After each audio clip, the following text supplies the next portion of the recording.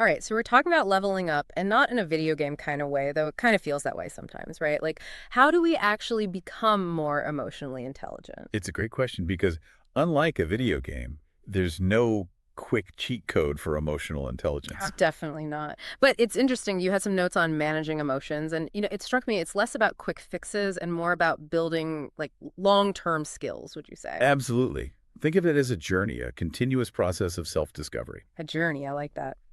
Okay, so we've got your notes here. 5 tips for managing emotions more effectively. Tip number 1, and this one, like, seems so obvious, but recognizing our emotions. I mean, how often do we just kind of power through the day without really checking in with ourselves? Oh, all the time, right. It's so easy to go on autopilot. But self-awareness, it's really the foundation. Yeah. And it's not just like, oh, okay, I'm feeling stressed, but really understanding those nuances. What exactly am I feeling? What triggered it? Like getting curious about those feelings rather than just letting them carry us away. Yeah, exactly. Like, think about physical sensations, too. What's happening in my body? Is my heart racing? Am I clenching my jaw? Those physical cues, they can tell us a lot about what we're feeling. That's a really good point. It's like we're kind of becoming investigators of our own emotions. Exactly. Which leads us to tip number 2, and I am so guilty of not doing this. Hitting the pause button before reacting. Ever send that strongly worded email or text and then instantly regret it. Oh, I think we've all been there. It's that heat of the moment thing. The worst. But this is where emotional regulation comes in. That space between the stimulus, like that email that just made your blood boil, and your response, that's crucial. It's that moment of choice, right? Like, do I react right now or do I give myself a second to cool down? Exactly. And often that pause is all we need to choose a more thoughtful, less regrettable response. Hmm. Which, speaking of, brings us to tip number 3. Because how do we actually do that, right? Right, because just saying calm down doesn't magically make it happen. Exactly. But that's where the real work comes in. Tip number 3 is all about putting those emotional regulation skills into practice. And this is where we talk about deep breathing exercises, mindfulness techniques, things that actually help us calm that inner storm. Okay, so it's not just about like, lighting a scented candle and hoping for the best. There are actual techniques. Exactly. It's about activating that parasympathetic nervous system, which basically tells our bodies it's okay to chill out.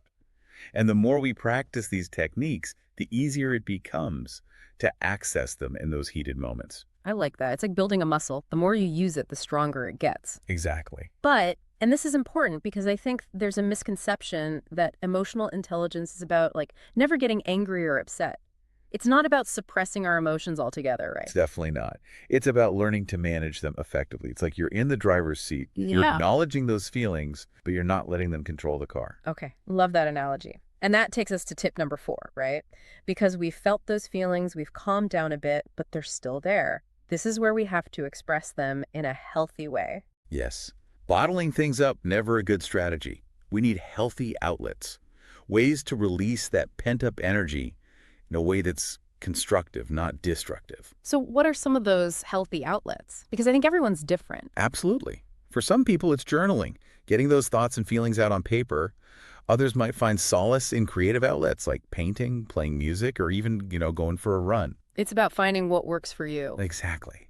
The key is to express those emotions in a way that feels authentic and helpful, not harmful. Which, interestingly enough, leads us to our last tip for today. Learning from our emotions, this is where it gets really interesting because we often see emotions as these fleeting things, but really they're trying to tell us something, aren't they? Absolutely. Think of them as messengers. They're giving us valuable information about our needs, our values, and our boundaries. Mm. Let's say you're feeling constantly angry. That might signal that a boundary is being crossed or that a need isn't being met. So it's not just about managing those emotions in the moment, but also what can we learn from them long term? Yes, exactly. It's about using them as tools for growth. Sadness, for example, might indicate that we need more connection or self-care. Jealousy might point to areas where we desire growth or change. Wow, I never thought of it that way. Our emotions are like these guides, helping us understand ourselves on a deeper level. Precisely. And that's really the heart of emotional intelligence, isn't it? It's about leveraging that self-awareness to navigate challenges, build stronger relationships, and ultimately make choices that align with our values and lead to a more fulfilling life. That's such a powerful way to think about it.